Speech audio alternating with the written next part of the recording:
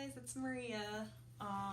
I wanted to show you something that you could do with the art kits that the Luxe is providing. So in your art bags, the Luxe has given you a sketchbook and also a watercolor palette, which also comes with a brush, but I lost mine. And you have a lot of other things in your kit too, but we're just gonna need these two things. And then the things that are not in your bag that you might wanna grab are maybe a cup for water. You need water for watercolors, maybe some paper towels, another towel if you wanna dry your hands, some masking tape, a surface that you can do watercolors on so you don't like get other things messy. And if you have any extra brushes, you can grab whatever brushes you think you might use, like a variety of sizes, and these are all kind of soft textures. So whatever you have is fine. You could also just do this with one brush. Other things that might be kind of good at this time are like snacks and water and music, and I have tea. If you have things like a cup of tea that you're drinking or juice or something, you want to keep it pretty far away from your watercolor cup. You might learn about why. So the first thing you want to do when you're doing this activity is get your tape ready. So I need the tape so that I can take my sketchbook page that I tore out and tape it down to a surface. The reason why I want to tape this down is so I can have like a nice clean border around here and have it situated so that I can just keep painting without this paper moving around, and I can just like move my surface if I need to.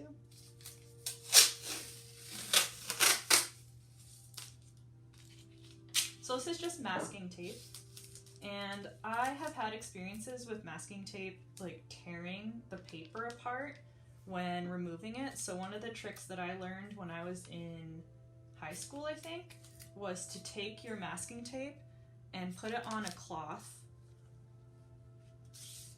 and let it pick up some of that like loose fiber from the cloth so that the tape is a little less sticky, and it should peel off of your paper a lot easier when you're ready to do that at the end.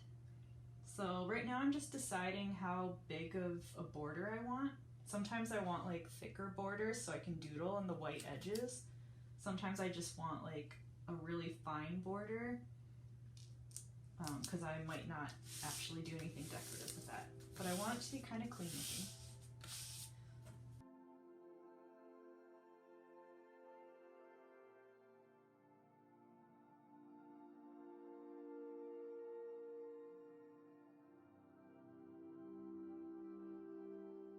So I'm gonna use this watercolor palette to create like just like a full page of just like colorful patterns. And this is just gonna be kind of like a go with the flow kind of activity where I'm not really trying to do anything specific with my drawing. I just want it to be like a moment captured on the page. And I'm mostly gonna be like trying to mix different colors with the watercolor palette and just like draw whatever shapes I want to and fill them with color. And my goal is to start on one side of the page and totally fill up this space. Also, during this time, during this activity, I'm gonna keep track of the time with a timer to see how long this takes, but I'm not gonna look at the clock while I'm doing this, and I'm just going to just not worry about time for a while. At the end, I'll try to remember to like check my timer.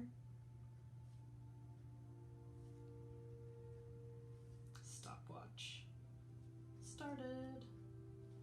And then now I need to decide, like, do I want to do this in like a calm, quiet setting for this, however long this is gonna take, or do I want to listen to music?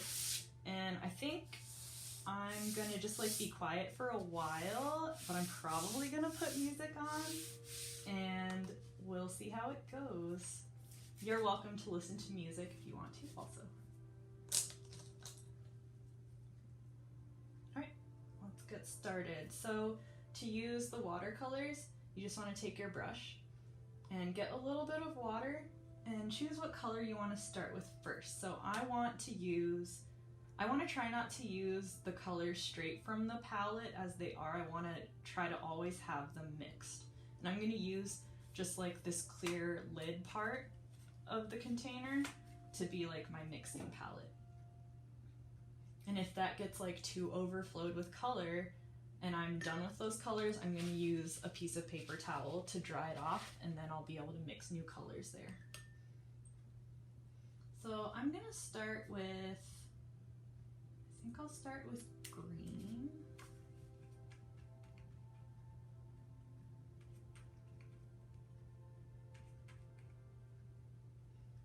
So I'm using the biggest brush that I have here because I want to start with like a bigger shape. I have a feeling I'm going to do some like blobs. And then I'll use the smaller brushes to do a little more like detail work, but I don't know how detailed I want to get. I'll probably do things like dots.